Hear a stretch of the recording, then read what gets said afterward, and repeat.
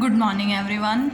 Now next topic of section 2 is limitations और shortcomings of Riemann integral. Last video में हमने Riemann integral discuss किया था और Riemann integral in terms of step function.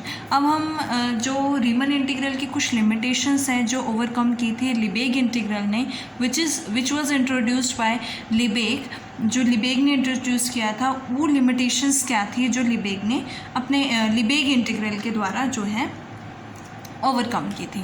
सो सबसे पहले हम देख लेते हैं कि द थ्योरी ऑफ रीमन इंटीग्रेशन दो very useful and adequate for solving many mathematical problems both pure and applied but it is not free from defects.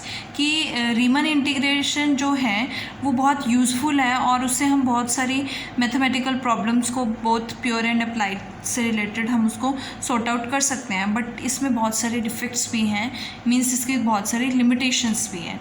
सो हमारी सबसे फर्स्ट लिमिटेशन है कि जब भी आप रीमन इंटीग्रल डिफाइन करते हो तो वो एक क्लोज्ड और बाउंडेड इंटरवल पे भी पर ही आप डिफ़ाइन कर सकते हो. आप कोई भी आर्बिट्रेरी जो है वो नहीं ले सकते हो, है ना. सो फर्स्ट हमारे पास क्या है, फर्स्टली डोमेन ऑन विच, कि जिस डोमेन पे फंक्शन आपने डिफाइन करना है वो क्या होना चाहिए, क्लोज्ड एंड बाउंडेड होना चाहिए और can not be arbitrary. Means आप सिर्फ क्लोज्ड इंटरवल्स के लिए ही रीमन इंटीग्रल अप्लाई कर सकते हो, बाकी सभी इंटरवल्स या बाकी सभी डोमेन्स के लिए नहीं कर सकते हो. ये सबसे हमारी पहली लिमिटेशन है. Now second is function should be bounded, कि हमारा जो है फंक्शन बाउंडेड होना चाहिए. सो ये अनबाउंडेड फंक्शंस के लिए डिफाइंड नहीं है. थर्ड हमारे पास है given a sequence of Riemann integrable function converging to some function in a domain, the limit of sequence of integrating function may not be the Riemann integral limit function.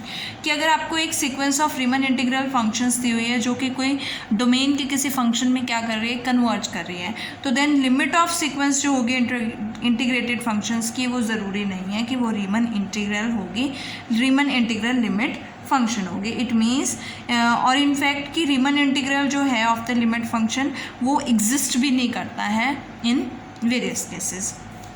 सो ये आपकी तीन limitations थी. सबसे पहले हमारे पास कि डोमेन जिस पे हमने उसे डिफ़ाइन किया है वो क्लोज्ड एंड बाउंडेड है और आर्बिट्रेरी नहीं हम ले सकते हैं. बाकी सभी हम बाकी सभी डोमेन्स के लिए नहीं फाइंड आउट कर सकते हैं. सेकंड हमारे पास फंक्शन बाउंडेड होना चाहिए, अनबाउंडेड फंक्शंस के लिए डिफाइंड नहीं है.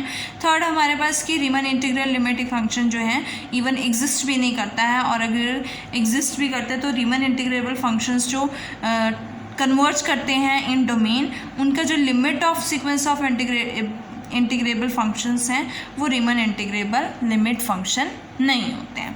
सो लिबेग ने जो न्यू इंट्रोड्यूस किया लिबेग इंटीग्रल, उसने क्या बताया कि Lebesgue in his classical work introduce the concept of an integral known after his name. उसने अपने नाम के आफ्टर एक इंटीग्रल जो है वो इंट्रोड्यूस किया जिसे हम लिबेग इंटीग्रल कहते हैं, और जो किस पे बेस्ड है, मेजर थ्योरी पे बेस्ड है, और जो रीमन इंटीग्रल को जनरलाइज करता है. It has the advantage that it take cares of both bounded and unbounded functions.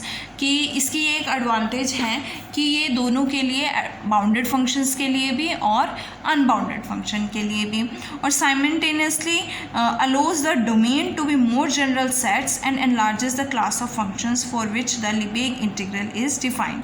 और इससे ज़्यादा कि इसके साथ साथ वो डोमेन को और जनरल सेट्स के लिए भी डिफ़ाइन करता है और क्लास ऑफ फंक्शंस को क्या करता है, एनलार्ज करता है, जिसके लिए लिबेग इंटीग्रल जो है वो डिफ़ाइन किया गया है.